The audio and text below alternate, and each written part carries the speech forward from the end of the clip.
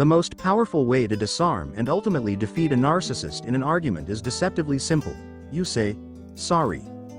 But not the kind of sorry that's rooted in guilt or submission. Not the kind that's begging for reconciliation.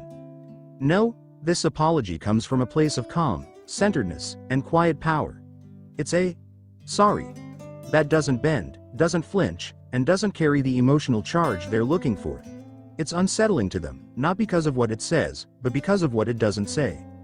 Narcissists don't feed on truth. They don't need to be right to feel powerful. What they crave is your reaction. They want your energy, your distress, your fight.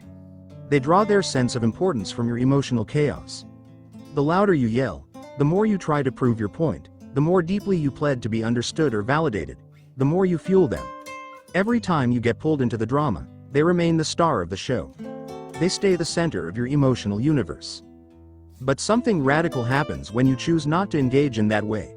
When you calmly say, I'm sorry, without heat, without resistance, and then step back, you're not surrendering. You're severing the energetic tie. You're removing the stage. You're refusing to participate in the performance. And in doing so, you take away the one thing they truly need to win: your emotional investment. This kind of response isn't about avoiding conflict. It's about rising above it. It's about knowing that your peace no longer belongs to someone who thrives on disturbing it.